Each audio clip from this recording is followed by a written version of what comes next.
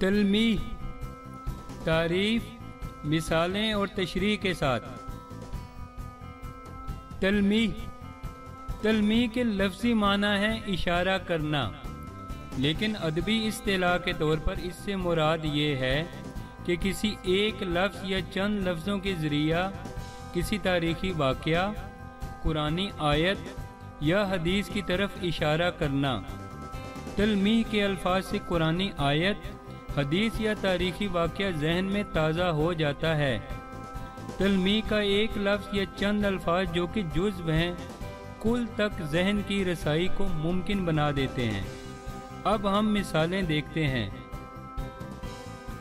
आज भी हो जो इब्राहीम का ईमान पैदा, आग कर सकती है अंदाज़े गुलिस्तां पैदा।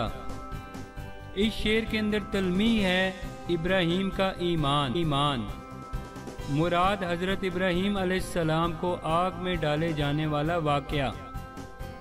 इस शेर को पढ़ते ही अल्लाह ताला पर हज़रत इब्राहीम अलैहिस्सलाम के पुख्ता ईमान और कामिल यकीन की याद ताज़ा हो जाती है। ये हज़रत इब्राहीम अलैहिस्सलाम का अल्लाह ताला पर पुख्ता यकीन था कि नमरूद की दहकाई हुई आग और उसके भड़कते हुए शोले अमन और सलामती की अलामत बन गए और आग हज़रत इब्राहीम अलैहिस्सलाम के लिए गुलिस्तान में तब्दील हो गई। हज़रत अल्लामा मोहम्मद इकबाल रहमतुल्लाह अलैह इस शेर में मुसलमानों को हज़रत इब्राहीम अलैहिस्सलाम के कामिल यकीन और पुख्ता ईमान की मिसाल देकर कहते हैं कि अगर आज के मुसलमान का ईमान भी इतना पुख्ता हो जाए तो वो हर किस्म की तागूती कुव्वतों का मुकाबला कर सकता है।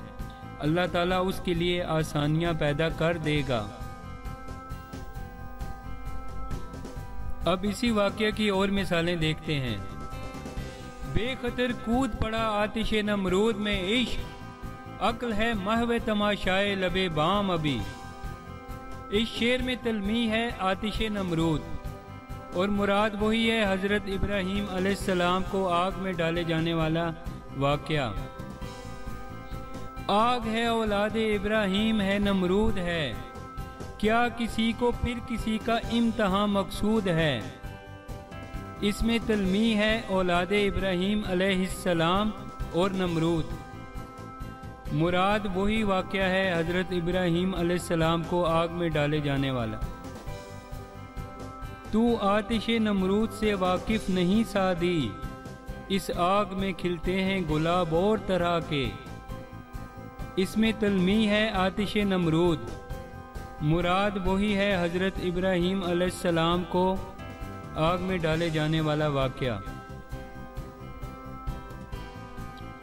इब्ने मरियम हुआ करे कोई, मेरे दुख की दवा करे कोई। इसमें तलमीह है इब्ने मरियम। मुराद हज़रत ईसा अलैहिस्सलाम। इब्ने मरियम हज़रत ईसा अलैहिस्सलाम का लक़ब है। अल्लाह ताला ने हज़रत ईसा अलैहिस्सलाम को 2 मोज़े अता किए थे। वो अल्लाह ताला के हुक्म से बीमारों को शिफा देते और मुर्दों को ज़िंदा करते थे। मिर्ज़ा गालिब दुखों और गमों में घिरे हुए हैं और हज़रत ईसा अलैहिस्सलाम को अपनी मसीहाई के लिए याद कर रहे हैं। उनकी तकलीफ़ें और गम इतने ज़्यादा हैं कि हज़रत ईसा अलैहिस्सलाम अल्लाह ताला के हुक्म से ही कोई मदावा कर सकते हैं।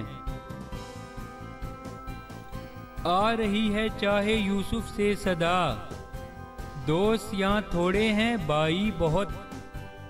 तलमीह चाहे यूसुफ।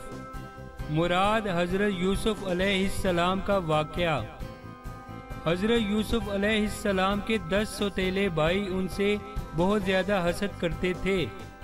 उन्होंने साजिश के तहत हज़रत यूसुफ अलैहिस्सलाम को एक अंधे कुएं में डाल दिया और घर वापस आकर अपने बाप को बताया कि हज़रत यूसुफ अलैहिस्सलाम को भेड़िया खा गया है। हज़रत याकूब अलैहिस्सलाम अपने बेटे की जुदाई में 40 साल तक रोते रहे और उनकी आंखों की बीनाई चली गई। हज़रत यूसुफ अलैहिस्सलाम जब बादशाह मिस्र बने तो उन्होंने अपने बाप के लिए अपना कुर्ता भेजा جس کو آنکھوں کے ساتھ لگاتے ہی حضرت یعقوب علیہ السلام کی بینائی واپس آ گئی۔ بعد ازاں وہ اپنے باپ سے جا ملے۔ اس واقعہ کے لیے مزید کچھ تلمیحات ہیں۔